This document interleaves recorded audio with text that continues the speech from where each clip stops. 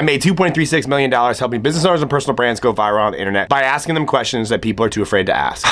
This intro is supposed to be really energetic, but I went to a concert last night and I drank too much and I'm really hungover today. So welcome to a week in my life. The week started with me teaching my coaching group how to edit short videos for high retention, meaning to keep people watching from start to finish. Then I was on a podcast here locally in Tampa, and I wrapped off the week with a trip with my fiance to Las Vegas for 3 days, and I actually toured what I believe is the first influencer gym in Las Vegas. What you're about to watch is actually, I was mapping out a presentation I gave to my coaching group, and this is like me brainstorming with my guy Luis here about what we wanted to cover about basically using psychology to force viewers to watch videos from start to finish. First we have the hook, main hook, designed to stop the scroll. Main things to look at is tonality and conviction, visual, how do you want to be perceived? We have authority behind the scenes, or familiar / relatable. An example would be GC, Grant Cardone's branding. My studio, my vlog is like a BTS and what I've done in the TikTok studio, and then like Epic Dental, us going into Target and doing videos in the aisle. So we essentially have a hook number 2, which is like a transition statement. What are like some commonalities of that we always see? Story. Like best line of story. So a story starts right away. It's like a story, an example. An example. Like a / for example. Or it's like the how-to, like directly into the how-to. Yeah, like step by step. To. I feel like probably makes like 80% of everything. Yeah, I mean, because the story, in our case, it's like, this is like stopping the scroll, so it's just like, you know, you gotta say something with tonality and conviction to get somebody to stop. As in, parents, stop doing fucking dumb shit. Yeah, it's like it's always like stating either, it's like a promise, a problem, or it's like you want to teach something, so it's like. Yeah, here's something cool I bought this week. Well, I didn't buy it. My fiance bought me these Tom Ford glasses for Christmas. They actually look kind of just like your basic Ray-Bans, except they're obnoxiously expensive. They're about $500, but I love them. They're polarized. I wanted to buy an expensive pair of glasses, and I wanted something that wasn't super flashy. Yeah, so the goal of this is to stop people. And then the goal of this is to get them to listen for longer. Listen longer. But it has to stay congruent with the first. Yeah, and these have to be related. Yeah. Related. I don't think I spelled that right. Because if this doesn't make sense with that, then this fucking whole thing is dumb. I feel like we see that all the time. People that's have like the double hooks are like no double hooks. That's very common. People just say the same thing twice in a different way. Yeah, like different variations. Yeah. Like that should be cut immediately. Parents, stop doing this. If you're a parent, you need to stop this immediately. Yeah. Fucking dumb. It's so stupid. Don't say same thing twice.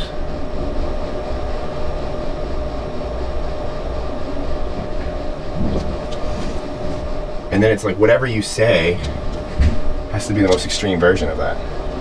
Mm-hmm. Like on all fronts. Like you can't just say, my avocado example. I really like avocados. Like I fucking love avocados. And then like hook number 2, it's like I fucking love avocados. Hook number 2 would be, but they made me fat.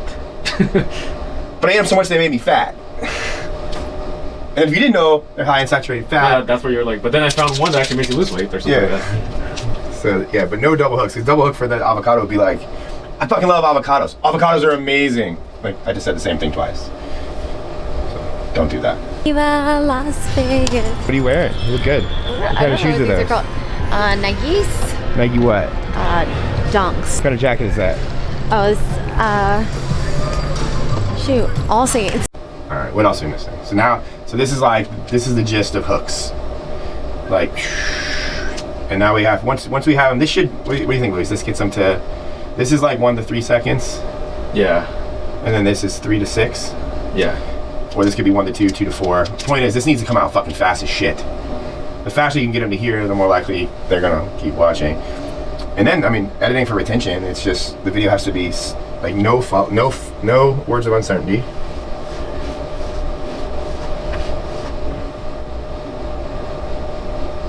Like, probably, I think, you have to be convicted in everything that you say. The word like could be used if it's used like as an example.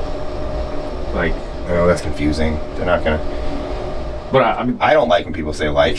I do because it's very normal talk. No, but if you give people permission to say like, it's gonna be like, then I did this and like that, and then they're gonna fuck that all up. Naturally, they're gonna say like. For example is the best word, or like phrase. Instead of saying like, you say for example. I disagree, but I mean, it depends on the person's like style of communicating.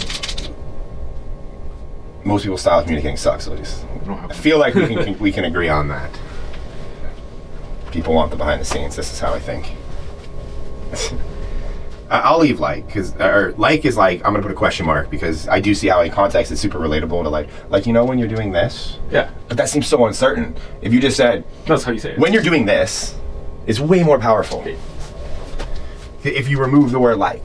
But I guess in this context, you want to strip the video of what we call words of uncertainty, and the words of uncertainty are things like probably, I think when I'm doing this, you just want to be 100% convicted with good tonality all the way throughout the video.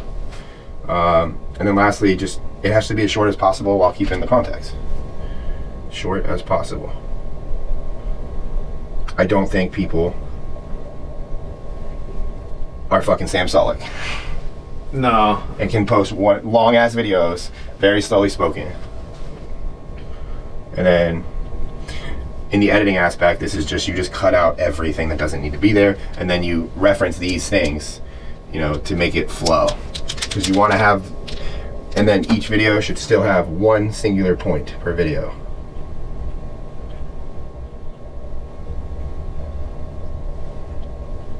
If it doesn't have a single point, it's not going to be fucking, everyone's going to confuse and swipe away.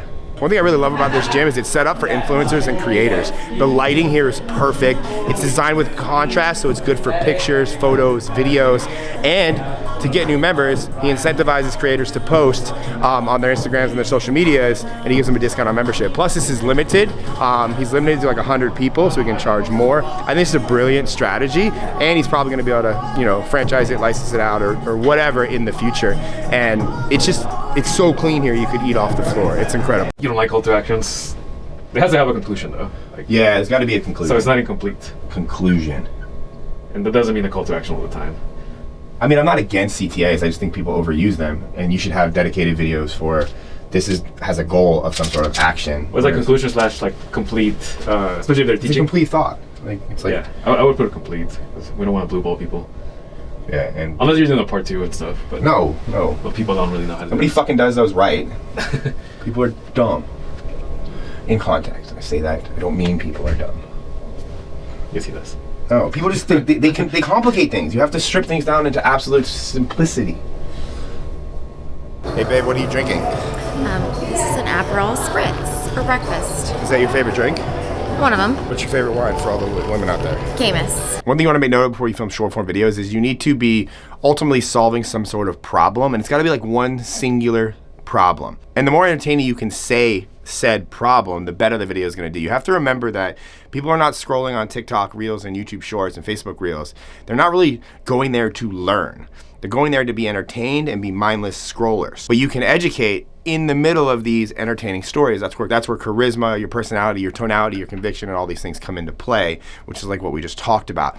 All of that, you know, when I say editing for retention, you need to edit these things into the video. You can make a video edited engaging based on how you organize the clips. So the video has to flow very fast from start to finish. It needs to include all of these things. And notice you're not gonna see any say this, do this. I don't really believe in that, because if everybody's saying the same hooks over and over again, they're gonna get played out and they're not gonna work. Yes, some do stand the test of time and will always kind of work, but most people just copy the hooks and they think the video is gonna do well. Point being is this shit is way more important. You could even have a weak hook, but if you say it with enough tonality and conviction, it's gonna perform. So focus on how you speak and what you are filming and kind of the idea and concept around the video, not is this the perfect hook. Am I forgetting anything? No, just always ask yourself, like, what is my video fixing today? Yep. Or what problem is my video fixing? What problem is my video fixing today? Yep. And then say that shit with absolute conviction. You're not wrong. The internet doesn't want people that are, maybe. No, they want absolute fact. Here's something all video editors do and I can't fucking stand it. They don't ask their clients for proof, AKA screenshots of things. For example, If I make an income claim like I did in the beginning of this vlog, I made $2.36 million. If I don't show you that Stripe screenshot, you're thinking I'm lying. When a client who's watching the video start seeing all the comments, cap, you're lying. It makes you feel like shit, especially if the story is actually true. So if you're a video editor, all you have to do is text your client, I need proof of this. You being the video editor, by asking them for these things, it makes you more valuable. It shows you care about their brand. They're gonna wanna pay you more. They're gonna wanna keep you sticking around. They believe, they're like, this person has my back. It is your responsibility to ask your client for these things. And if your client doesn't give you these things, then they're not a good client. And they're probably lying about a lot of shit. And that'll come out later, but that's not your job to find out. But if they can take, like, it takes 2 seconds for me to send my editing team a picture, a quick video, or just to show some sort of proof. And I will do it every single time. So I'm getting ready to go on the Piece of Grit podcast. Where we at, man? We're in Tampa. We are at MMG Studios. My boy over here. Let's go, guys. Setup. Welcome to MMG. Where's this located? Just to give everybody, where can they find the studio? MMG Studios, right next to downtown Tampa. If you're in the area, love to show you around. Nice, dope. Let's go. Got some good camera setups here. Got a 4-person podcast setup. Yeah. It's a good little table, great studio. And now we're gonna do a podcast. We just finished the podcast. What was the biggest thing you learned? Dude, I mean, the fact that you knew that video was gonna go viral before you posted the sleep video, that was fucking hilarious. No, but I mean, in reality, man, I think that you have such an interesting look at the world as a whole and people as a whole, because you see so many views and so many people that are at the top of their game sharing so much information with people. But dude, I mean, I learned how fucked up the world is, honestly. What was the tactical piece of advice? What are you going to implement from that you know now? From that, I think I really have to dial in with us.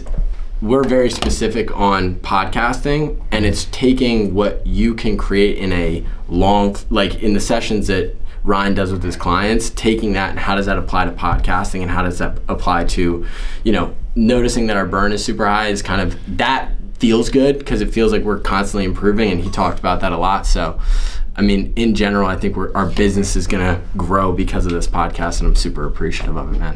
When you say burn, the general public doesn't know what that means. So, the amount of money we spend a month on talent is just about the same level of money that we bring in a month. And that's kind of by design in these first few years, because we're trying to consistently reinvest back in, which most people just take the money and fucking run, but they're not around for very long.